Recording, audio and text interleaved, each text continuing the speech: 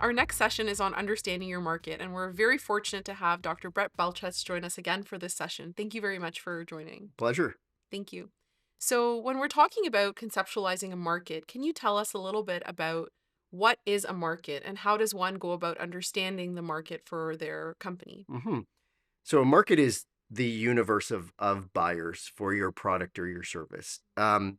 You need to understand if you're going to go out as an entrepreneur, you need to understand what that market is. Who would potentially buy your product, how much they would pay for it, how many people in that market would actually buy it. So I can give you lots of examples for how we think about this. So why don't I give you the example of say Maple? Hmm. So in our example, we're providing virtual physician services. So when we try to understand the market, there's multiple levels of how big the market is. So our market is people who, and I'll start with the customer.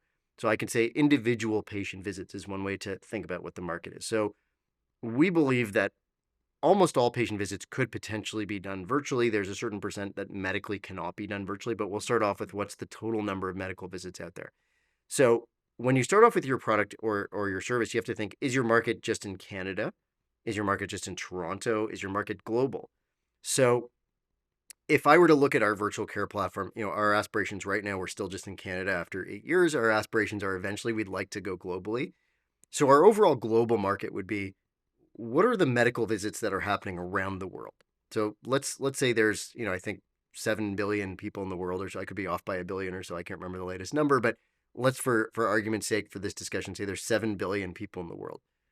And I don't have this exact number at hand, but then we would say how many physician visits per year are those 7 billion people doing? So we know in Canada, the average is about 6 per year per person and weighted towards the beginning of life and the end of life where people do the most healthcare visits, but we know about 6 per year. So in Canada, we know that Canadians are doing over 200 million physician visits per year. Probably fewer doctor visits in lesser developed countries. So let's say, and these stats are probably available if you went and researched it, but let's say we know that on average, people across the world are doing 2 physician visits across the year when we average out the developed world and the developing world. So now we know there's 7 billion people on average doing 2 physician visits per year. So we know there's 14 billion medical visits for grabs. And then the next step is to say, of those 14 billion, what would be the average value, the price that people might pay for a virtual care visit? And it's going to be different in some markets versus others. We know that the ability to pay in a place like Canada is going to probably be very different from what it might be in sub-Saharan Africa. Mm. So let's say we come up with a price point that is based on, in Canada, the average price is people are willing to pay $50 for a visit. And again, this could be individuals paying, could be government paying on their behalf, but let's say it's $50 per visit. Let's say in sub-Saharan Africa, it's 50 cents. So let's say we average out and we say the average fee that you could collect for each physician visit, let's say it's $10. So we now have this math that says there's 14 billion visits out there for grabs. On average, across the world, it's about a $10 fee that you could collect for those visits. That means the total size of that market that you're going after for healthcare visits is $140 billion. That's your math. Hmm. So that is something that we call the total available market. And you're going to hear that term all the time Yep. as you're an entrepreneur, because for you to go after a business, the total available market has to be really, really big. Because what you're going to find out as we talk about it is that that's obviously not all your opportunity. There's many reasons why you can't get all of that opportunity. So as you cut it down, if you're not starting with a really big number, eventually you whittle down to very little. Hmm. And I'll give you an example of what happens next. So, an investor for them, or to say, I want to invest in your business, they usually will want to know that the total available market for your opportunity is at least in the, many millions to the billions. If it's less than that, most investors will say this is probably not a big enough opportunity for it to make sense. So now I talked about the total available market. The next thing that we do is we say, what is the actual serviceable market? So it's something called SAM. It's the serviceable, sorry, it's a tongue twister, available market. And Yeah. so what the SAM says is, what's the actual available market to you? So Mhm. we know we're not launching globally. We're still not global at Mhm. Maple. We operate only in Canada. So what is the population of Canada and how many medical visits are in Canada? So in Canada, there's about 200 to 250 million medical visits per year.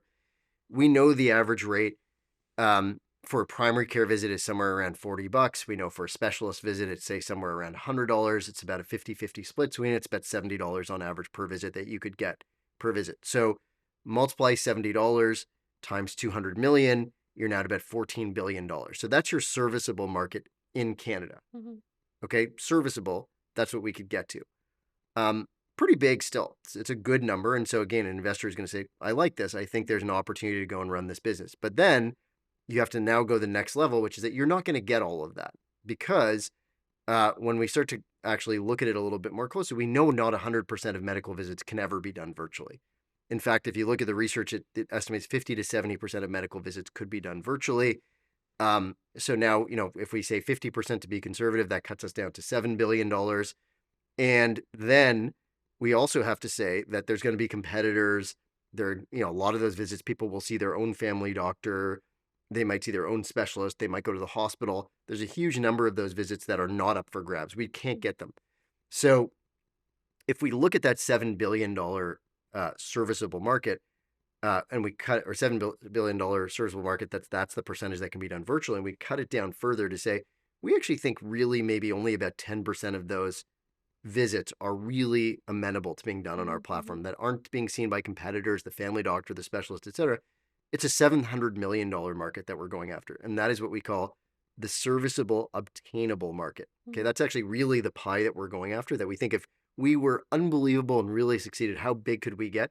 Biggest number we could get to in Canada, 700 million. Mhm. So that is a really important number. That's how you need to think about it, because when an investor goes in and they look at your business and they say, should I invest in this company? They're going to say, I'm thinking about investing, let's say $5 million dollars in your new business. Typically, a venture capital investor likes to earn multiples of what they Mhm. put in. Mhm.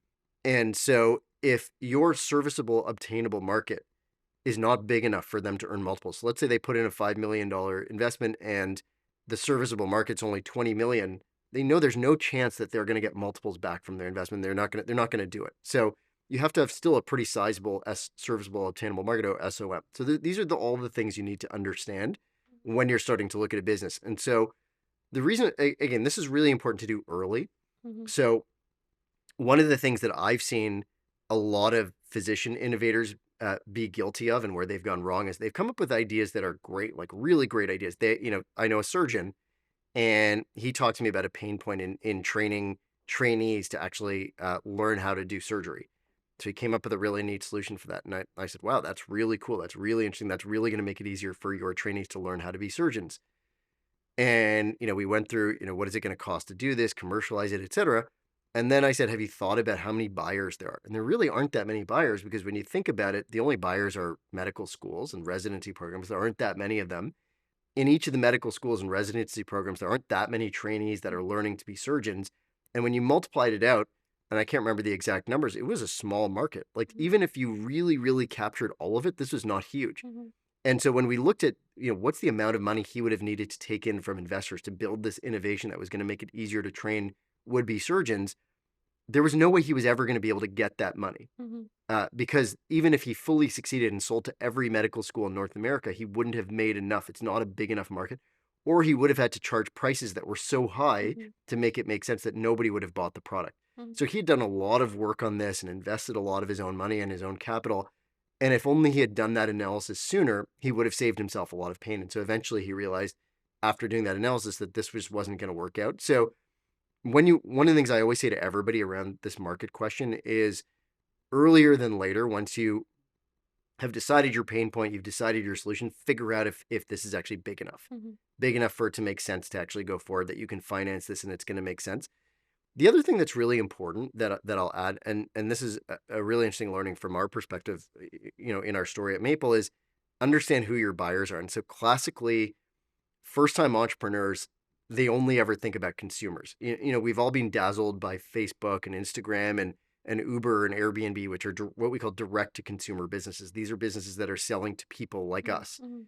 And so we all think exactly the analysis I just gave you, which is how many people could we sell our innovation to? And so when we started Maple, when we sized the market, we did exactly the exercise I spoke about, which is how many people are going to see the doctor. Let's actually multiply it out. And we didn't even think about the fact that there might be other buyers for what we do other than actual patients who are Mhm. paying, or governments who would pay on their behalf. And we completely neglected the fact that maybe businesses might want to buy this. And so there's a whole other side of selling, which is what we call B2B or business to business. And Mm, that's when your business doesn't sell to consumers on the street, you actually sell to other businesses.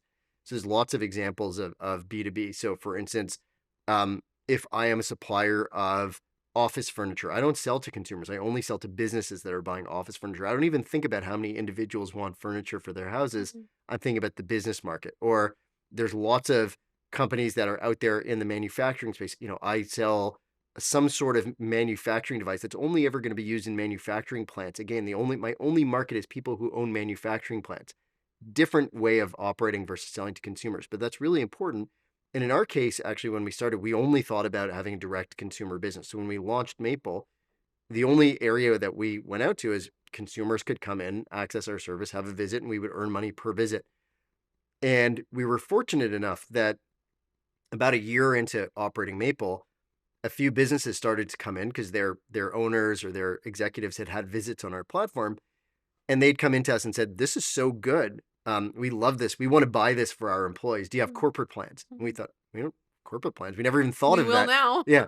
So we really all of a sudden realized that there was a whole other kind of buyer that we hadn't even dreamt of. And so Mm, very quickly we built a B2B business where we actually sell it to business. And actually that's the majority of our business now. We still have a very robust direct to consumer business, but much more of our business now is actually selling to big companies and insurers mm, and businesses that say, we have big populations that we want them to have access to your platform, and we're willing to pay membership fees for them to have access to your platform. We never dreamed that. So it's a really important lesson because when you start a business, and we just didn't do this, but I would say everybody in the who's listening to this should do this. Think about who are the buyers. It's not just consumers, maybe. Maybe businesses might buy it, maybe governments might buy it. mhm. Think about that because your market size might get a lot bigger than you originally thought. Yeah, definitely. I think you nailed down a really key point in terms of the persona, like the persona of your client or customer. What are the use cases? Um, and I think that, based on what you're saying, and I agree, the use case is just so essential in terms of helping you define your market because Yeah. the market for, the B2B that you're selling is a very different market than the direct to consumers. The Yes. calculations are different. Yes. And so it really comes down to after you have your problem and your solution, understanding who's going to buy this, at least initially, Yeah. and then segmenting out the market from there. Yeah. I want to touch on something that you brought up. So, when we talked about the market, there's a total addressable market, then the serviceable addressable market, then the serviceable obtainable market, your tam sam som, which is kind of the classic teaching, your tam sam som, which is, sort of the classic teaching. But you also touched on the fact that, when investors come to look at your business, they want to see that there's a roadmap to such a large TAM so that they can, recoup their investment by a substantial multiplier. But what are your thoughts on the fact that not all businesses need to necessarily be venture backed? And Mhm. and how do you actually think about that when you are looking into your market? Because Yeah. what if the market is not, massive, but there's still a Mhm. substantial market there where you can still have a business and Yeah. and and run it and keep the lights on and be profitable? Yep. I'm really glad that you asked that. And it speaks to something that I probably should have said sooner, which is when you're going into this, think about why you're doing this. That should actually be one of the first things you think about. So there's there's purpose driven, which is there's a problem out there that I care about solving. And I don't even need to be profitable. Like as long as I'm not, bankrupting myself, I'll be happy if I Mhm, solve this problem. That's one reason to do it. In which case, none of that really matters. If you think you're going to solve the problem and you can do it in a way that's viable, go ahead and do it. Don't worry about getting huge investors and all that stuff. As long as you have enough to actually run the business. Another thing at the other opposite end of the spectrum is I want to be the next, Mark Zuckerberg. mhm, I want to build a huge tech company. I want to raise billions of dollars in funding. I want to have some innovation that the whole world has. And, we're venture backed. It's a huge market. Everybody knows us. That's the other end of the spectrum. Now, not every business needs to be that. Not everybody wants to be that.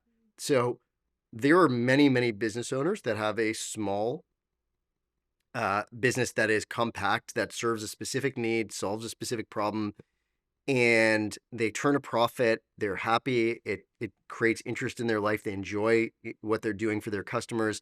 They enjoy actually providing that solution, and they funded it out of their own pockets. They did what we call bootstrapping the business. Bootstrapping, the term comes from pulling yourself by your own bootstraps, meaning you actually through your own savings got the business started, and bit by bit as the business did better and better, you were able to put more money into growth. And you have to think about what is it that you want, because if you're the kind of person that says, I actually would rather just have my own small business where I make my service or product available, it solves a problem for people, and I don't have any outside intervention or people to answer to, don't go down that venture route. You don't need it. There's a lot of complication. It's really difficult. There's lots of complexity and stress. You don't need to go down that path. So all this stuff that I talked about with, SAM, TAM, SOM, etc., that is largely around the idea of well, it applies to any business, but the idea of having a huge TAM Mhm. applies the sort of closer to the Mark Zuckerberg end of the spectrum, which is I want to have a really huge business. I want venture capital firms to come and write me multi-million dollar checks to Mhm. grow this business. That has to be really big. But if you're saying, I want to have my own little, website on the web. We sell our product and, we make a certain amount of sales every year and I'm happy with that and turn a small profit and never has to be huge. You just have to have enough of a TAM or SAM or SOM that you say, this thing's big enough that when I build that website, when I put that product to market, or when I build that storefront or whatever it is I'm doing, that there's enough interest that it can actually pay your bills and you don't bankrupt yourself by doing this. Yeah, no, absolutely. I think that's such an important consideration for sure. Um, as we close off, can you tell me what's your last piece of advice for medical students or trainees who are looking to do market research? What are the resources that are available or strategies to go about doing this and getting started? Um, there's lots of ways to do market research. I mean, the first uh, way that I would recommend, because it's the cheapest and it just works, is, I mentioned starting with your own life, but start with your own social network, your own friends network. When we started Maple, we did focus groups. Actually, Hmm. that was how we started to understand, would this product actually work. I remember getting tons of people from my social circles into a room and just asking them lots of questions about our proposed solution, asking them what, would they do it, would they pay for it, how much would they pay for it. That was invaluable. There's lots of online survey tools that you can use. So Google has some market research tools where they'll put surveys out to potential customers. You can say, I want X number of people filling out a survey. Here's the approximate age demographics, gender, income demographics, et cetera, of the people that I want as respondents. And, you can specify it to actually quite a granular degree, but up to you how broad of a sample you want. And then you pay per number of respondents, but it's actually quite affordable. And so we actually did a lot of that kind of surveying as well, because when we first started the business, virtual care was not covered under OHIP. We started in Ontario, it was private pay. We had no idea what we should charge.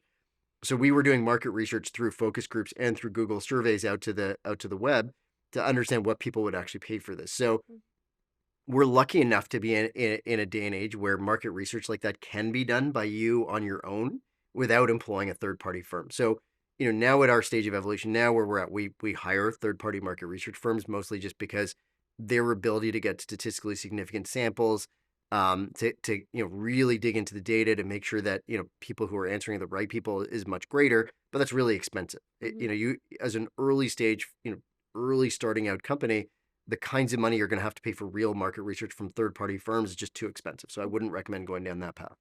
Yeah, no, definitely. And I think, which is a theme that we've been discussing in many of the sessions, is that we have a lot of really great resources here at the University of Toronto, particularly through U of T libraries, kind of just to get things started and looking into market research. And then as you grow and scale, using, third party firms to help Mm, do it in probably a more professional and larger approach. yeah, That's great. Thank you sure. so much. So Pleasure. that concludes this session. Thank you very much, Brett, for joining us, Thanks for and we having look me. forward to the next one. Thank you.